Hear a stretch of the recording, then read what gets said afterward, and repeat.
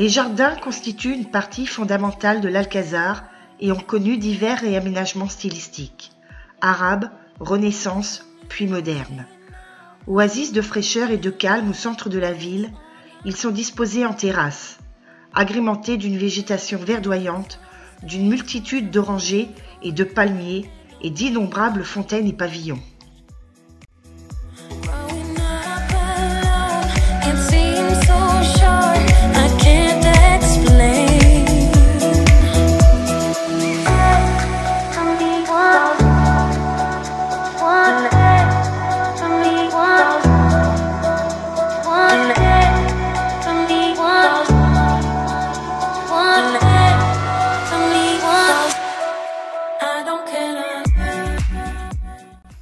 Les jardins de Mercure, formés par un grand bassin situé à la hauteur du palais, mais par ailleurs plus en hauteur que les autres jardins, l'ensemble est dominé par une sculpture du dieu Mercure, fondue par Bartholomé Morel en 1576.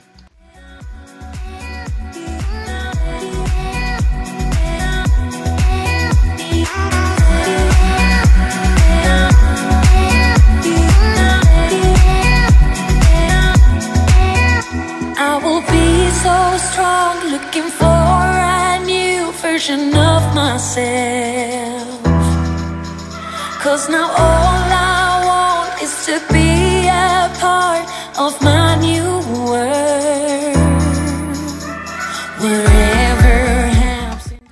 La galerie du grotesque, érigée à partir d'un ancien pan de muraille almohade, sa transformation en belvédère est un élément décoratif de veine franchement maniériste, datant de 1612 environ, et essentiellement due à Vermundo Resta. Elle est constituée de pierres rustiques d'origines diverses, imitant des roches marines. La Giralda est l'ancien minaret de la grande mosquée almohade de Séville. Après la reconquête de la ville, la mosquée a été convertie en cathédrale et la Giralda est devenue le clocher de la cathédrale.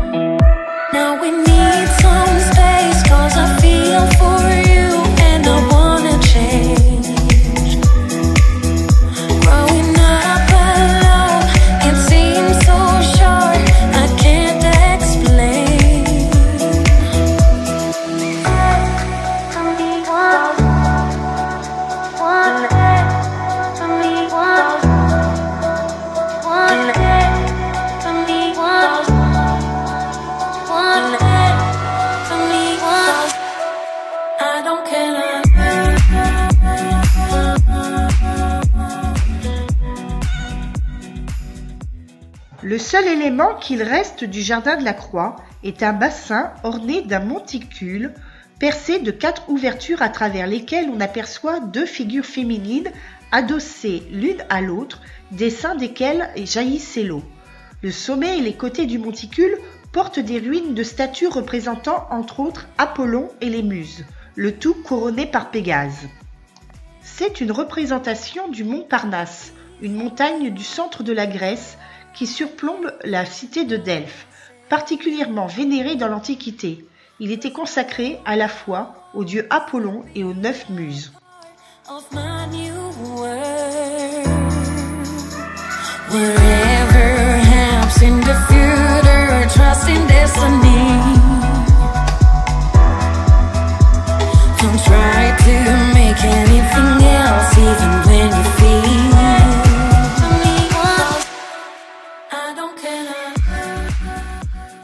Construit en 1526 à l'occasion du mariage de Charles Quint et d'Isabelle du Portugal, la tonnelle de l'alcôve ou pavillon de Charles Quint donne son nom au jardin. Il fut érigé à partir d'une kouba musulmane antérieure, gardant sa forme de cube surmonté d'une coupole et entouré d'une galerie. Il mêle les éléments Renaissance à ceux d'héritage Mudéjar, tels les murs intérieurs entièrement recouverts d'azuleros.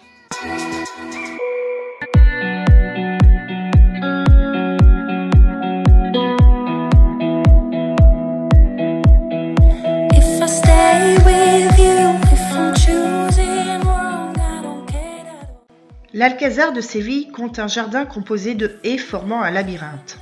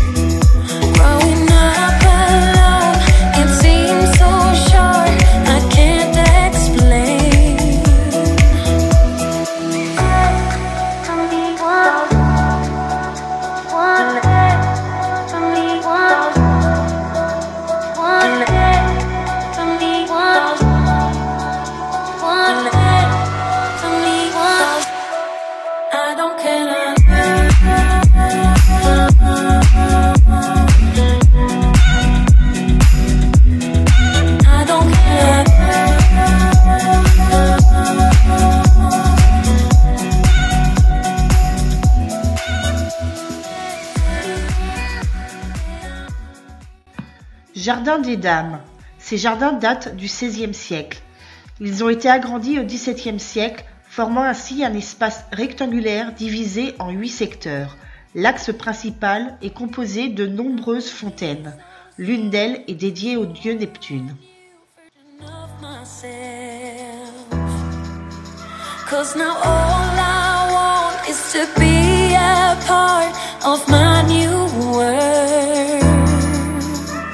Whatever happens in the future, trust in destiny.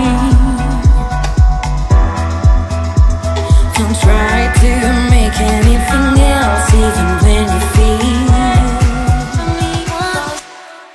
I don't care. L'Alcazar de Séville constitue l'un des monuments les plus emblématiques de la ville, du pays et de la culture méditerranéenne. Celui-ci témoigne, entre ses murs et ses jardins, de l'évolution historique de la ville pendant le dernier millénaire, en réunissant des styles allant de l'époque arabe jusqu'au XIXe siècle, en passant par le Mudéjar, du bas Moyen-Âge, la Renaissance ou le baroque. Il a été déclaré patrimoine mondial par l'UNESCO en 1987. En reconnaissance de l'héritage de culture et de civilisation qui subsiste encore dans cet ensemble harmonieux où tout est à sa juste mesure.